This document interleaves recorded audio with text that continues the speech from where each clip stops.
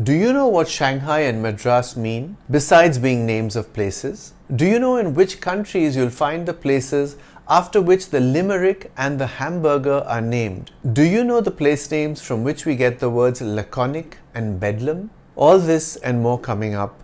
Do keep watching, but first, please subscribe to The English Nut on YouTube, Facebook and Instagram. Thank you.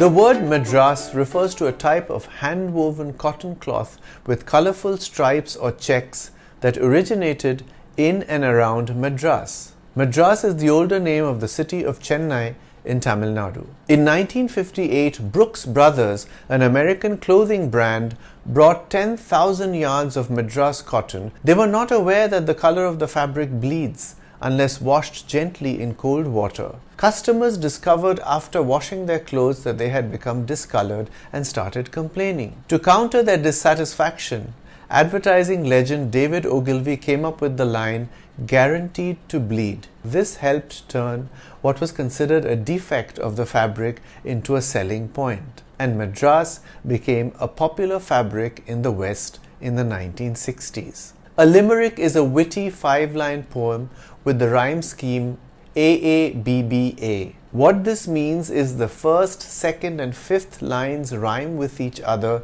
while the third and fourth lines, which are shorter than the others, rhyme with each other. This popular verse form is said to have been invented in a county called Limerick in Ireland. Edward Lear is considered the father of the limerick. Here's a limerick that is attributed to him. There was a young lady of Niger who smiled as she rode on a tiger. They returned from the ride with the lady inside and the smile on the face of the tiger. The word Bedlam means a situation in which noise and confusion prevail.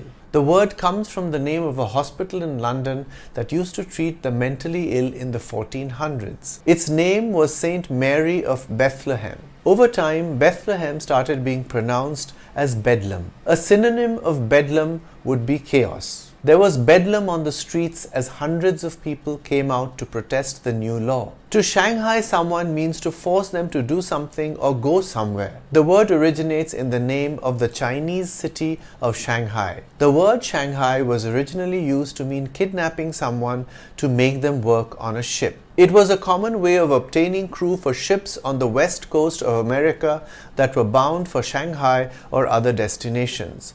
He was shanghaied in San Francisco but managed to jump ship in New Orleans. Viraj shanghaied Leila into his car and drove off. The workers were shanghaied into signing the contract. Laconic means using very few words to express what you mean. The word is derived from the name of the region of Laconia in ancient Greece. During a siege of the capital city by the Romans, the Roman general is said to have sent a note to the commander of the city warning him that if they captured the city, they would burn it to the ground. The commander is said to have replied with one word, if. He was truly laconic. Here's how you can use laconic in a sentence. She expressed her displeasure through her laconic replies. His laconic wit livened up the gloomy evening. The hamburger derives its name from the German city of Hamburg. As I'm sure you know, a hamburger is usually a ground meat patty sandwiched between two halves of a sesame bun. It often has additional fillings like lettuce, tomato, mayonnaise and cheese. In Germany, the hamburger was known as a Hamburg steak with a capital H. In America, it started being called a hamburger with a lowercase h. It later got abbreviated to burger. While the original hamburger is made with beef, in India, it is usually made with chicken. The shortened form burger has come to refer to any sesame bun sandwich. A veg burger, for example, does not contain any kind of meat at all. And a fish burger is obviously made with fish. Porcelain is a ceramic material from which crockery is made. Porcelain is also called China because it was originally made in China and imported into Europe from there. The word porcelain comes from the Italian word porcellana, meaning cowrie shell. The high-quality porcelain imported from China reminded the Europeans of cowrie shells, hence the name. My mother always brought out her fine china when we had guests for dinner. We all wear jeans made of denim, but do you know where the word denim comes from? Well, it's a shortened form of the original French name for the fabric, which was serge de Nîmes.